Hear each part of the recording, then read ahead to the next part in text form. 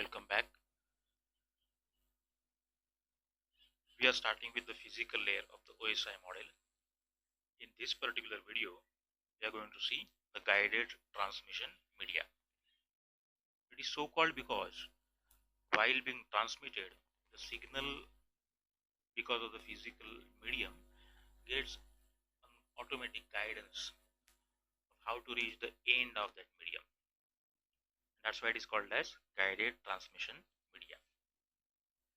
Now, as we have already seen in the previous discussion, the physical layer is the bottommost layer of the OSI model, which is basically hop to hop. What I mean by this is when the host A's physical layer communicates, it communicates with the physical layer of the immediate router. This physical layer of that router will in turn communicate with the physical layer of some other router which is next to it, and in this way, after when the physical layer of the host B is reached, that end is reached.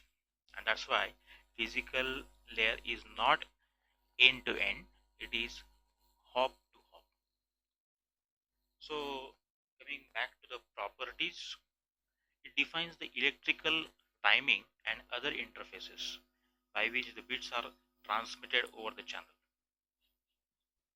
Now what it exactly means is, what is the voltage to represent bit 1, what is the voltage to represent bit 0, that is defined here as we have seen previously. How long the received signal will persist at the receiver's physical layer, timing, that is also defined here. Now that is the basic foundation of the network. What is the exact medium of transmission, where that will be whether it will be wired or wireless, and in wired and wireless which exact technology, for example coaxial cable, OFC, etc. Now as we have just discussed, the physical channel may vary. It may be wired, it may be wireless, and in that as well there are various types. We'll see shortly. And when the physical channel varies, obviously the properties of that channel will also vary, and that has got an impact on the performance, which is given by the throughput, that is the rate of output, the latency, that is the delay, and the frequency of error rate. So the theoretical transmission capacity of a channel may not be reached because of what is called as the noise. Data transmission rate is limited because of that noise, and that defines what is called as the signal to noise ratio. So if 100% signal is being transmitted through a channel, there may be some other signal which is called as noise, which is unwanted signal, and that may be because of the physical properties. For example, the molecules of the physical medium, if they are they are obviously oscillating, and that may induce some energy that may be taken to be a noise that may interfere with the signal. So that's why we need to calculate what is the signal to noise ratio. Effectively, the data transmission rate is limited because of this, because of the noise. With that, we need to identify, or we need to go through or revise some other electronics properties like the digital modulation. Now in the case of digital modulation, we know that the analog signals are converted into digital signals. We will also see in the case of OFCs, the electrical signals are converted into light signals and back, things like that. There are multiplexing schemes as well, so wherein the same channel may be able to send multiple conversations or multiple signals without interfering with one another. Now the examples of communication systems used in practice for WANs The one that we already know is fixed telephone line, the mobile phone system. The fixed telephone line and the cable television vision systems are wired ones, and the mobile phone system is wireless one. Now, there are three types of transmission media in the physical layer. So far as the physical layer is concerned, we'll see three types of transmission media. One is the guided media, as we have just seen, that consists of many types, for example, copper wire, fiber optics, coaxial, and so on. We'll see. Next is wireless, where medium like terrestrial radio, infrared, and things like that will be used. And the next is satellite. So what exact media we'll see today is first magnetic media, next is twisted pairs, coaxial cable, power lines, and fiber optics or FOCs, fiber optic cable. The first is magnetic media. Now we know that from computer organization and architecture, magnetic media is a lowest level of the memory hierarchy. It has got good capacity or high capacity, but the speed is very low. So with that preconception, we may tend to think that the data transmission speed, effective data transmission speed may be very less, that is there, but we should never underestimate the bandwidth given by a station wagon full of tapes going down the highway. What does that exactly mean? We'll see with one example. So imagine some magnetic tapes, for example, Ultrium tapes, which each of which has got a capacity to store 800 GBs of uncompressed data. 800 gigabits, sorry. B small is bits and B capital is bytes. 800 GB. So, a cubic portion area of 60 into 60 into 60 centimeters can hold about 1000 tapes. The total capacity given by this is 800 terabytes, which equals 6400 terabits. 800 into 8, 6400 bits, and that means 6.4 petabits. 1024 GBs is equal to 1 TB, and 1024 TBs is equal to 1 petabits. So in that relation, that particular capacity goes to 6.4 petabits. So a box of that size can be delivered in the US in 24 hours. So the effective bandwidth is 6400 terabits per 24 hours, that is 86,400 seconds. That gives over 70 Gbps of bandwidth. So that is the effective bandwidth. Now the destination, if it is only 1 hour away, the bandwidth is even increased. That goes to about 1700 Gbps.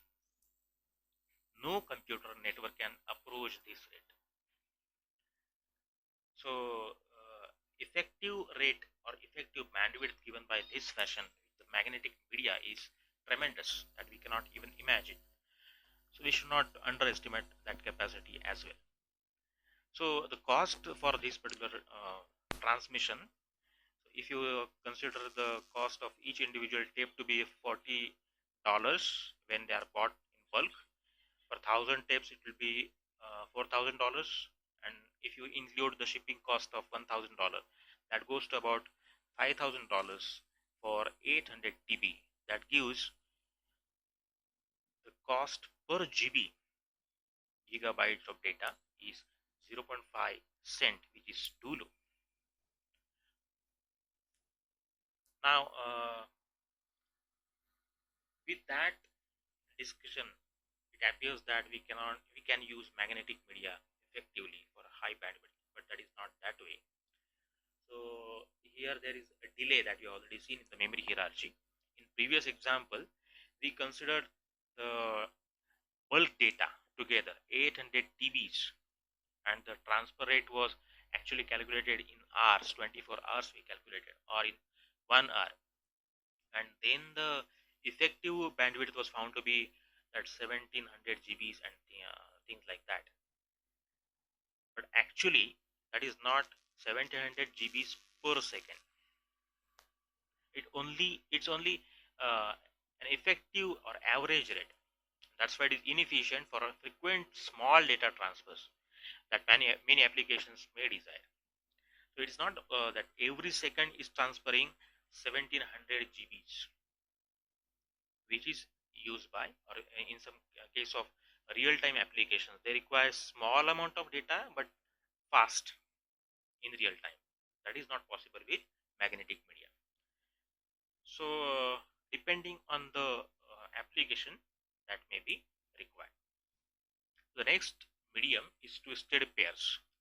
So as can be seen in the diagram here, the twisted pair structure is somewhat similar to the DNA helical form, DNA molecule. It consists of two insulated copper wires, which are typically about 1 millimeter thick, and they are formed in this particular twisted form. Why? Because if had they been parallel to each other, they would have constituted a fine antenna, and that would have radiated energies or the signals, which would have cancelled the signal being transmitted to each of them. So if they are twisted, the waves from different twists cancel out. So the radiations are also cancelled out. That's why there is no such problem of interference. So basically, when the signal is transmitted, that is transmitted as a difference between voltage between the two wires, and this is so done because that will give better immunity to external noise. So there may be noise, and there will be noise rather. So when there is noise, that is affecting both the wires in the same way, but that will also leave the difference unchanged. So it will if it is affecting a particular wire, that will also affect the second wire, but that will either degrade both of them in the same way. That's why the difference will be same, ultimately not affecting the signal, which is defined as the difference in the voltage. So there are various categories of twisted pairs, and this twisted pair is used in telephony lines, ADSL. So category 5, in the case of category 5, the 100 Mbps Ethernet uses two pairs, one pair for each direction. So one will be transmitting from A to B, and the second pair will be transmitting from back B to A. 1 Gbps Ethernet uses, 1 Gbps Ethernet uses all four pairs in both the directions simultaneously. So there are four pairs, and each of the pair will be transmitting the signals in both the direction. That gives an effective bandwidth of 1 Gbps. Now here we are seeing the diagram, which is the category 5 unshielded twisted pair cable with 4 twisted pairs contained in a plastic sheath cover shield.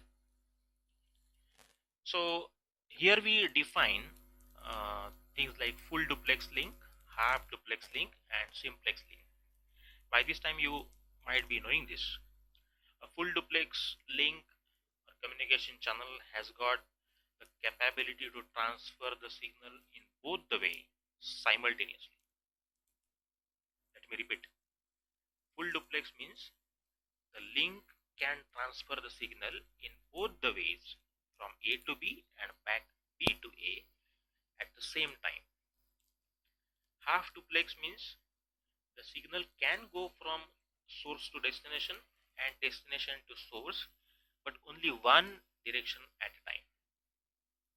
The signal cannot go from A to B and B to A at the same time. And simplex link, where the signal can only go from in one direction, either A to B or P2E. The next categories are category 6 and category 7. In category 6, it is called as UTP, the unshielded twisted pair, where there are only wires with the insulators. There is no protective covering which is called as shield. Whereas category 7 has got that shielding, that's why it is called as shielded twisted pair. And every twisted pair will be having that shielding, as well as there will be a shielding around the entire cable, as can be seen. We'll see the diagram afterwards.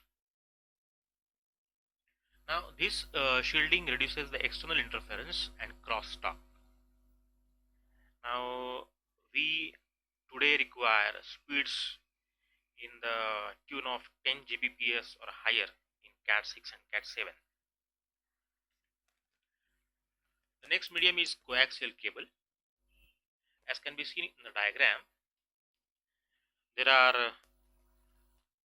is a cut section where the core consists of a copper core.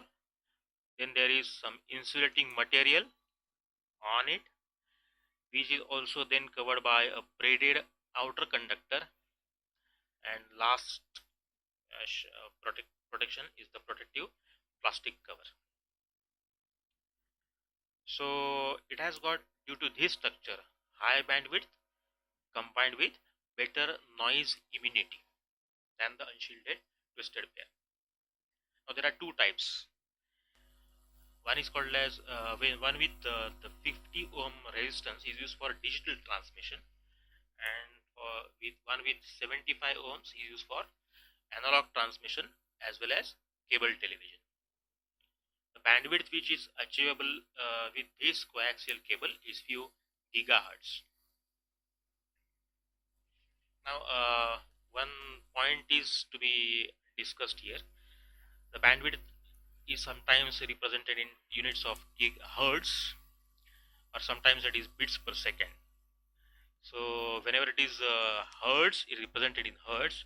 It is in the electronics engineers terminology, and computer people prefer the bits per second unit.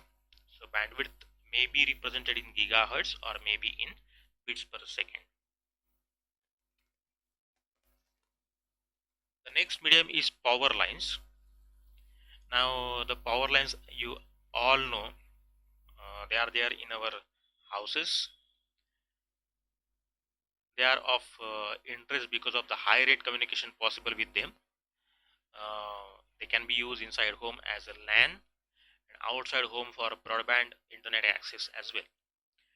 Now they are convenient way to perform networking because they are already there, and they are inside our homes as well as outside. That's why they are pre-existing.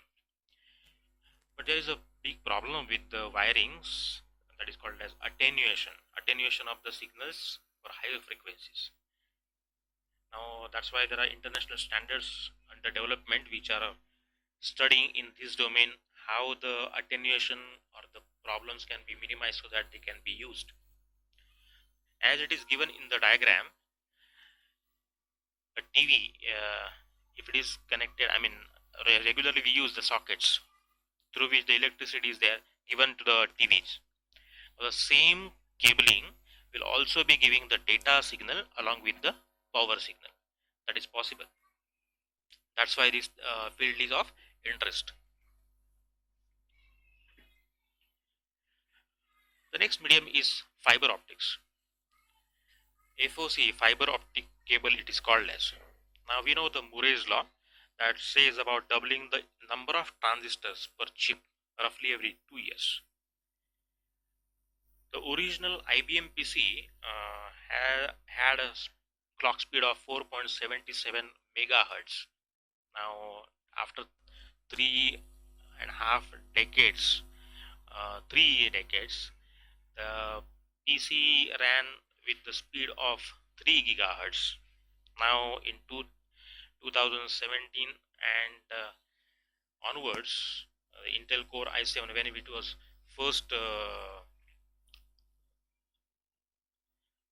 manufactured and first given out, was having the speed of 3.9 gigahertz. today it is even more. So if you consider that 3 gigahertz over 4.77 megahertz, it's an increase of factor of around 2500 or roughly 16 per decade. There's a tremendous increase in the clock speed of the processors. Parallelly, in the case of communication links, the speed went from 45 Mbps to 100 Gbps. Actually, in the case of fiber optics, theoretically it is possible to reach the speed exceeding 50 Tbps. But practically we have got the current speed as 100 Gbps, and this hard threshold is because of our inability to convert between electrical and optical signals any faster. We cannot have this conversion faster, and that's why we cannot approach that 50 Tbps which is possible with the FOCs. In short, there is a race between computing power and communication speed. Now structurally, by convention, a pulse of light indicates 1 bit in FOC, and obviously the absence of light will indicate a 0 bit. Now the optical transmission system as it is given in this diagram here has got 3 components: the light source, which is the laser here, the transmission medium, which is the OFC, optical fiber cable, and lastly the detector or photo detector, which will be receiving the pulses and detecting that there is either 1 bit or 0 bit. If there is light pulse, it will be taken as 1 bit. If there is no light pulse, it will be taken as 0 bit. Now in this way, we have got a unidirectional data transmission system which accepts at this end an electrical signal that will be converted to light signal, and those light pulses will be transmitted. Means at the sender's end, the signals will basically be electrical signals which will be converted to light signal at this sender end, and these light signals or pulses will be transmitted to the OFC. Now at the receiver, the photo detector will be receiving those light signals, and these signals will be converted into electrical signals at this end as well. So at the sender end, electrical to light, and at the receiver, light to electrical. Now receiving end of the optical fiber consists of, as you have just seen, a photodiode which gives off an electrical pulse when struck by light. Now the response time of photodiode that converts the signal from the optical to the electrical domain, this particular thing limits the data rates to about 100 Gbps that you have just seen. Now this is the very reason we cannot approach the 50 Gbps speed, because of the photodiode's limit. Now in FOCs, there is also an issue of terminal noise. The light should be injected with sufficient energy because of this to be detected, because otherwise the noise may reduce the intensity, and that may not be detected at the photo detector. Now due to this, by making the pulses powerful enough, the error rate can be made arbitrarily small. Now there may be a question, as that is possible with other media. Is it possible that the light disperses through the medium, the OFC, and there is a problem at the receiver? Well, the problem could have been more had there been an interesting principle of physics which is discussed below, and that doesn't allow this system to leak light and thus be useful in practice. Now OFC consists of glass, as we have just seen. So there is this is the glass or silica and air, and this is silica air boundary. Now imagine one light source which is incident on this boundary at an angle alpha 1. Now, due to the property of glass that will be, that is attached to air, and that's why it is refracted out with an angle of beta 1. If you change that incidence angle to alpha 2, the light will be refracted at a certain beta 2 angle. For a particular angle alpha 3, the light is once again refracted, but that is refracted to such an angle, by such an angle that makes that light come back into the medium. So this is very important. Alpha 3 is called as the critical angle which makes that refracted light come back into the medium, and that's how we achieve the total internal reflection. So with angle alpha 3 or more, if the light is induced on the boundary, the light will not go out of that FOC, fiber optic cable, rather it will be kept or trapped inside the medium itself. So this is the property that we are discussing.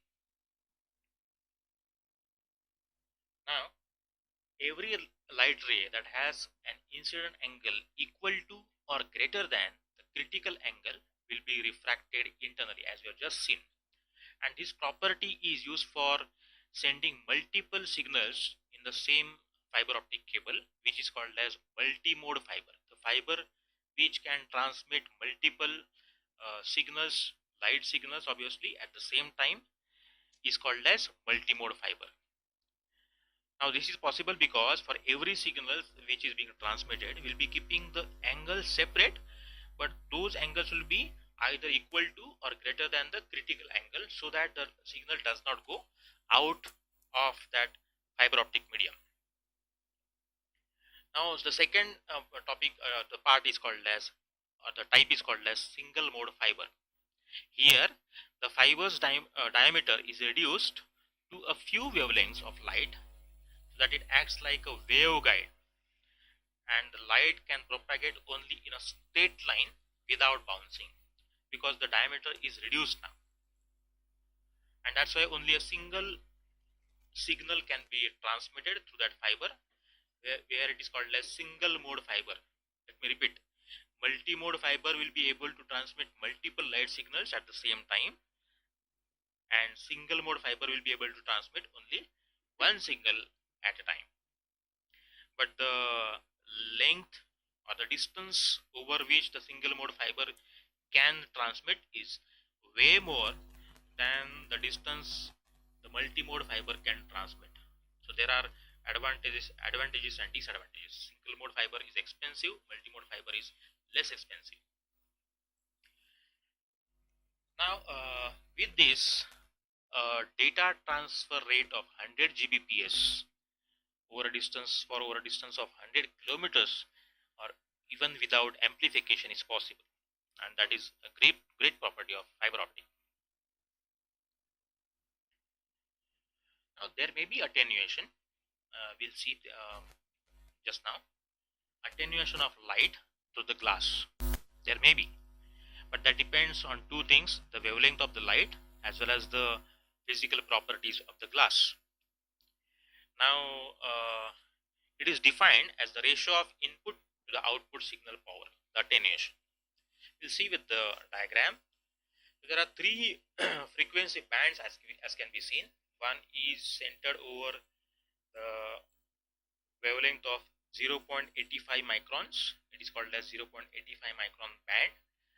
The second with 1.30 micron, and third band is 1.55 micron. Our respective attenuation in decibels per linear kilometer is as given in the figure. For this 0.85 micron, it is way more than that is there with 1.30, and 1.55 has got the least attenuation. 55 micron band is used in practice. Now this particular wavelength pattern is, if you see the electromagnetic spectrum, that is close to the infrared spectrum, which consists of visible light. So that is emphasized here. The fiber optic is in the range of 10 raised to 14 to 10 raised to 15 hertz.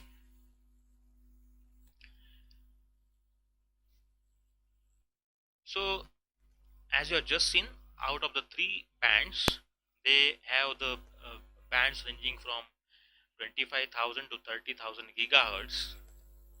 There are two properties. One is called as chromatic dispersion. Here the wave spreads as it propagates down on a fiber, and that spreading will reduce its power. And to reduce this, we may increase the distance between the two signals, but that will effectively decrease the signaling rate. So there is one important property which allows us to keep the signaling rate more without having the spreading. And this is so done by making the pulses of light in a special shape related to the reciprocal of the hyperbolic cosine. And these pulses are called as solitons, which cancels the dispersion. And that's why it is possible to send these pulses for thousands of kilometers without noticeable shape distortion. And rather, this was actually achieved in only lab environments. This is the structure of FOC, fiber optic cable, which is similar to coaxial cable, except that the braided portion is not, conductor is not there. So in the case of multimode fiber, the core, the glass core that can be seen here is typically about 50 microns, which is equal similarly nearly equal to the thickness of human hair. In the case of single mode, the fibers the core is about 8 to 10 microns. Now that core is enclosed by glass cladding, this one, with a lower index of refraction than the core to keep all the light in the core itself. Now this all is covered with a plastic jacket to protect the cladding. Now as can be seen in this diagram, the fibers are typically grouped in bundles protected by an outer sheath. So there are three cables which are running through this overall plastic sheath. So once again, the cut section, this is the core, this is the glass cladding, this is the plastic jacket, and all these three such cables are covered with a plastic sheath.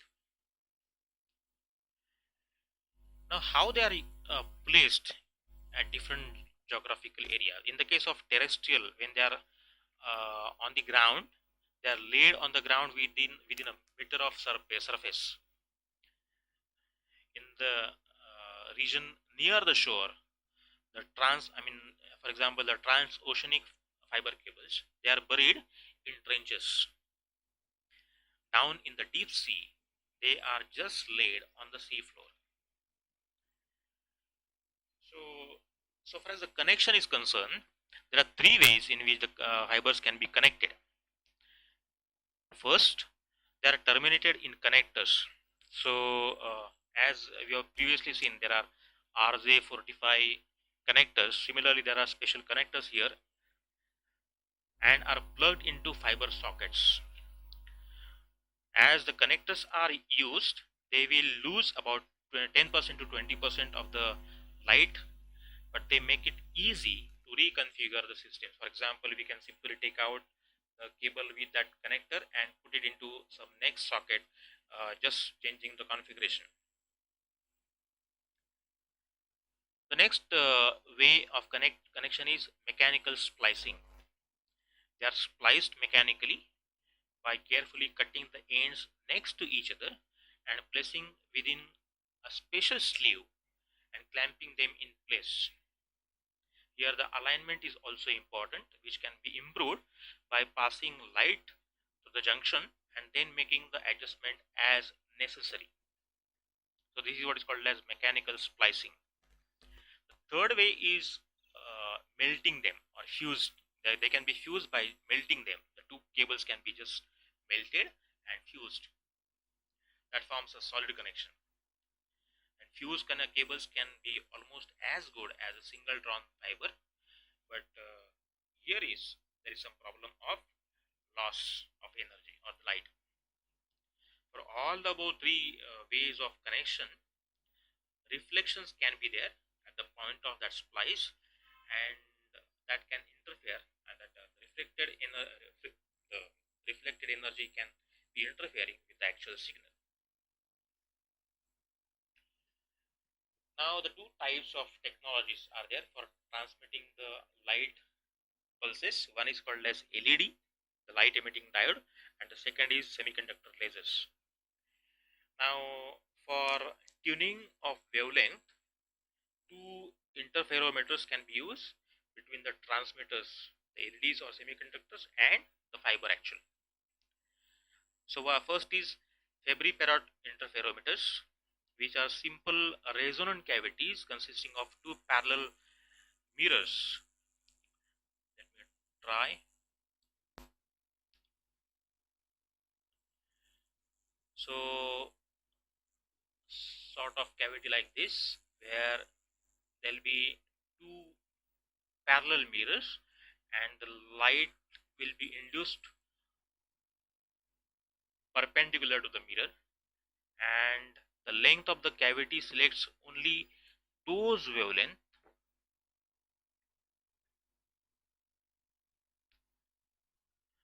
that fit inside an integral number of times. So this is how we filter or we tune for a particular wavelength. The second is Mach-Zehnder interferometer that separate the light into two beams. The beams travel slightly different distances, and then they are recombined at the end and are in phase for only certain wavelengths. So in either of the way, we'll be tuning the we'll be tuning the wavelengths of the incident light, the light being transmitted. Now the difference between these two, the LED and the semiconductor laser, obviously the data rate by LED will be lesser than that of semiconductor laser.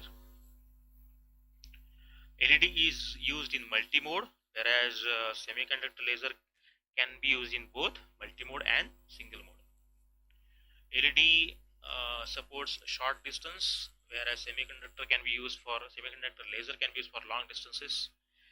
Lifetime of LED is long, whereas that of semiconductor laser is comparatively short. Temperature sensitivity is minor in case of LED, which is substantial for semiconductor laser. The LEDs are less expensive so far as the semiconductor lasers are concerned. Coming to the advantages, as we have just seen, fiber optics technology has got higher bandwidth as compared to copper wire. 100 Gbps of speeds or the bandwidth can be achieved. It has also got a low attenuation, and that's why the repeaters are only needed at the range or the distance of 50 kilometers versus the range of 5 kilometers in the case of copper wires. So as they are carrying light pulses through glasses, they are not affected by power surges or electromagnetic interference. The medium consists of glass largely, and that's why it is not affected by corrosive chemicals in the air. As it is thin and lightweight, the installation cost is also lower. Means, for example, for 1 kilometer, if you are consisting of 1000 cables of copper wire, that may come to a weight of, let us say, 8000 kilos, which is too high, and the FOC's weight will be too less. And given the bandwidth difference as well, lesser number of FOCs will be required, and that's why obviously the number of manpower and the machineries will be less, that gives lower installation cost. Now as the cable ducts which are already built are full. Removing the copper wires and replacing them with the fiber is a good alternative. Otherwise, had there been more copper wires to be placed, there was no space left. One more interesting property is the security against wiretappers. Now, fibers do not leak light, as we have just seen, and are difficult to tap. That's why the attacks like man in the middle are not possible. Now, there are some disadvantages as well. As we have just seen, the mechanical splicing and things like that requires highly skilled workers. As they are having main metal as glass, they can be damaged easily. Two-way transmission requires either two different fibers, because each of the fiber optic cable will be transmitting only in one way, or two frequency bands on one fiber. One band for one direction and second band for second direction. Now, the interfaces used for FOCs are costlier. Even though the advantages of the fiber optic surpasses the disadvantages, and obviously the future of all the fixed data communication over more than short distances is clearly with the fiber. So far we have seen the guided transmission media today, where we have seen the outline and the properties of the physical layer. Then we have seen the magnetic media, twisted pairs, coaxial cable, power lines, and lastly the fiber optics. And we have concluded that the current trend is of fiber optics because of the advantages given by that particular media. So thank you. Don't forget to like this video if you found that this video was helpful. If you think this video was helpful to you, you can even share to your colleagues and friends so that they may be benefited. And if you want to get more such videos, you can even subscribe to the channel, because I want to I'll be planning to release more such videos regarding the subject. Thank you.